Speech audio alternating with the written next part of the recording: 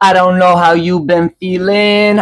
I've been feeling upside down. Hello, hello, hello. And yes, it's your boy Brandon, and we are back with DLA Alternative. I hope you guys are doing amazing. It's been forever. I know. But yes, let's get right into this one. We are getting right into it with the first shadow theory finally. I sincerely hope all of you guys are doing absolutely amazing. It's been so long, but yes, I've been so busy with what you want to call work. Okay, yeah, behind me, that's where I'm at right now, of course. But yes, I finally have some time to get back into this channel. It's been too long, so let's get right into it with the first shadow theory. Since this has come out, I know it's been quite some time, but there is a lot of things we need to motherfucking talk about, okay? So basically, I just want to talk about some major things that I thought were very, very interesting that they included in this, but they did not bleep out like that one scene that we're going to get to at the end of this. But basically, I want to just point out some of these things, and we could talk about more in another theory in a part 2 of this, okay? So let me know your thoughts as always. But basically, the very first thing I noticed was right at the beginning, okay? And this is a guy you got to pay attention through this whole documentary, all right? And that is the guy who plays Dr. Brener in this play. In my opinion, they left a lot of things in strictly about him and him only, and there's some interesting things that I caught. But basically, if you see me looking down, since this has been a while, I have some notes in front of me, so I'm going to read right off of my notes right here, okay? But basically, right at the beginning of this, okay, right before the intro and all that, they're showing real fast all of these clips of the cast and stuff getting ready, all right? And then they show the guy who plays Dr. Brener, and he says something interesting. He says this. He goes, I think I always like to think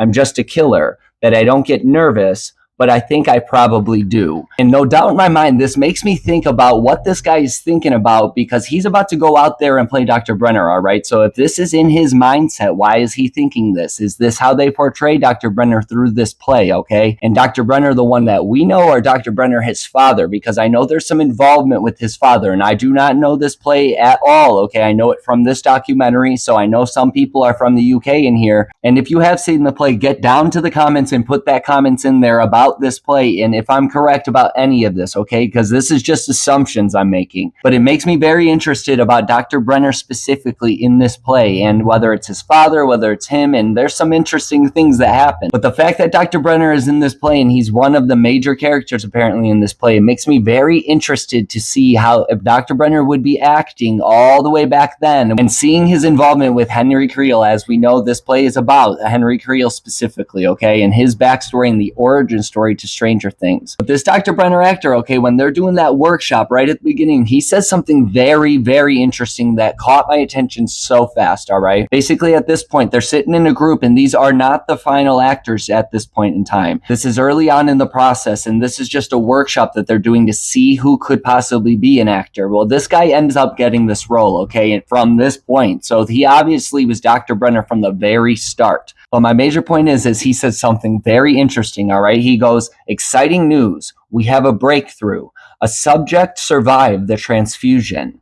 Time for you to meet your brother. So in my mind, what the hell is that? What is he talking about, and who is he talking to? And who is this transfusion associated with, and who is now a brother of somebody? This is where it gets very interesting, okay? Because some of my previous theories that came out about a month ago, okay? Some of the Hawkins Post theories. There was a name we saw called Richard Brener, all right? And Richard Brener, there was some talk in the comments that maybe Brener has a twin. And now all of a sudden in this documentary about an origin story involving Brener, and we see this guy who is playing Dr. Brener in this play, whether he's playing his father as well and Dr. Martin Brener, I don't know. But the major point is he's playing Dr. Brener, one of those two, and he says this line. So the major question is who is he talking about? And if you have seen this play and you want to leave it in the comments, like I said, be warned if you go read the comments in this video. But other than Dr. Brener, all right, we get a lot about Henry Creel in this documentary, obviously, okay? But there's some interesting things that I want to talk about. And one of those things is when we see him get shocked right in the beginning, okay? There's something interesting. Look right to his left. Do you see this man standing right here, right when Henry is getting shocked in front of these clockwork orange looking screens, okay? Look at this man. That is a brown-haired with glasses Dr. Brener like we see in this show. When we see that picture with Mama from the past that Eleven finds, and she is pictured with that brown-haired Dr. Brener, not the white-haired Dr. Brener that we know.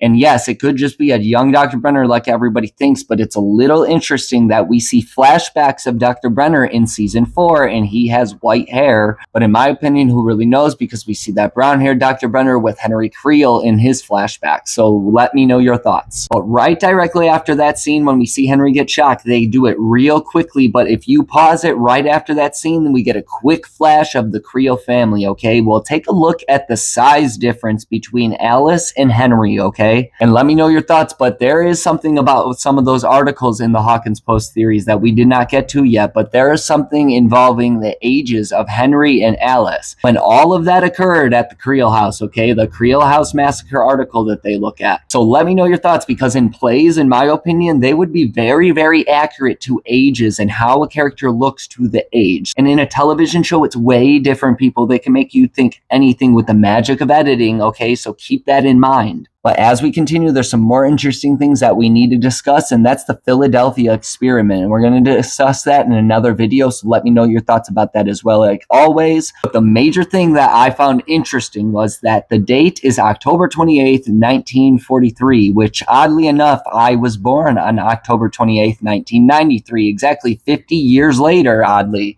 But the interesting thing to this show is that that is just over 40 years later when this show actually begins in season 1 on November 6, 1983. But so it's very interesting that it's right around a decade marker, okay? I don't know if that has any importance, so let me know your thoughts. But in my opinion, maybe that's a fucking sign that I'm doing these theories in the first place, that my birthday's involved with all of this shit. I have no fucking clue. I feel like I'm from the upside down sometimes. How about you? But anyways, I found that very, very interesting. So if you guys know a little bit more about that, leave that down in the comments as well. But as we keep continuing, all right, there's just some interesting things about character involvement with this, and we are going to talk about that in a part 2 for sure, because there's a lot to talk about these characters. But there's one specifically that I want to talk about right here, and that is our girl, Miss Karen Wheeler, played by Florence Guy, okay? And in my opinion, it's to show you how Karen's character was when she was in high school, no doubt in my mind. We kind of see a little in this show about Karen in that way, but we see a lot of different types of Karen in this show, okay? She's nervous, and then she kind of just becomes like non-caring about anything, and then all of a sudden she's trying to hook up with Billy, and then in season 4 she becomes the nervous mother again. But the major thing is if she says something interesting, and it makes me think about who she is talking about. Is she talking about Ted, or is she talking about somebody else? Maybe specifically Henry Creel being the new kid. But basically what she said, she's with Joyce and she's with Sue Sinclair, which is Lucas's mom, all right? She's talking to him, and she says a line. She says, get with the guy, make it with the guy, doesn't mean you have to marry him. So in my opinion, people, I don't really think she's talking about Ted. So let me know your thoughts. And I don't know if she's talking about Henry Creel, and I don't know what happens in this play, okay? So if you know what happens in this play and you want to leave the spoiler in the comments, I don't give a fuck. Just like I said, if you do not want to see spoilers, be warned about the comments. It's okay, and I am allowing it on this video in my opinion. But there's one more character as well that we know and love from Stranger Things, okay? And that is being Bob. And Bob is a major character in this play. There's a scene in this play that they show, all right? And it's him on the radio, and they show him real fast, and he's talking real crazy, all right? And I want you to keep in mind that we have a season 5 title called Shock Jock. And a shock jock is basically what Bob is doing in this scene, okay? So no doubt in my mind there is a connection to Bob in the radio that we see in this show already. But no doubt in my mind there's probably a connection to that shock jock episode involving how Bob acts maybe in this play. And the reason being is because a shock jock talks about like stuff that people don't want to talk about on the radio. They talk about like controversial shit. And basically Bob's talking about something here, and he mentions terrestrial life or something. So no doubt in my mind, this falls under the category of controversial shit, especially at this point in time, if you ask me. But let me know your thoughts about that as well, because we're going to get into this last part, all right, people? And this last part is the most interesting part of this whole entire documentary. But let's get right into this last scene we are going to talk about, all right? And you guys already know what I am talking about. It's the scene where they bleep out their mouths, all right? Where we can't read their lips, so we can't see anything about what they are talking about. But there are some things that are very, very interesting, okay? And basically, if you pay attention to the context, there's some interesting things that they say. And the director goes, why are we seeing a Demogorgon here? Why are we seeing a Demogorgon here now or something? And basically, Kate, the writer, who is from the show of Stranger Things, okay, she goes, I'm going to stop you right there. So keep in mind that he was asking a question about the Demogorgon and why they are seeing it. And then all of a sudden, Kate starts talking, and he thinks that they have to take out a bunch of stuff. And she basically says, we don't have to take out stuff. We just have to tell 80% less of the story. But then he asks why, and Kate basically says that the Duffer Brothers want to preserve the reveal for season 5 of blank. But then he looks at her real quickly, and he points off screen as if he was looking at where he was talking about the Demogorgon. Why are they seeing it over there right now, okay? So pay close attention when he points off screen, because it's right after she says we have to tell 80% less of the story, because then he points off screen like he's talking about that Demogorgon, okay? And he goes, what? That something happened. And then that she kind of just nods at him and doesn't say anything. And that's when they start bleeping out more stuff, okay? And you can't see anything. They're trying to bleep it out so we can't even read their lips. That's how important this is, people. It's insane that they are even incorporating something involved in the play, that they are so nervous that they had to bleep out people's lips so we couldn't read them. So let me know your thoughts about all of this, because it gets very interesting, and I want to talk about a lot more about this documentary. But in my opinion, people, no doubt in my mind, they're talking about the reveal of the Demogorgon, or what the Demogorgon actually is, because it makes logical sense about what he asked at the beginning of that conversation. Then she stops him, and then they start talking about all of this, and then he does that weird point off camera to where he was looking and talking about the Demogorgon previously, and then they bleep out more stuff, and then something happens, and then they want to save a reveal for season 5. But anyways, let me know your thoughts about all of this. I missed each and every single one of you guys. I missed reading the comments, and trust me, thank you to all of you, especially Sarah Percival. I'm going to give you a personal shout out for checking on me all the time and every week. But yes, I am doing okay. I just have been extremely busy with this place you want to call work. I own a printing and graphic design business here in Chicago, and I run it completely by myself with the help of my family, all right? So trust me, it has been absolutely crazy trying to get any time to film anything, but I hope you guys like this one. I missed each and every single one of you. Let me know your thoughts as always, and as always, you guys already motherfucking know, we out.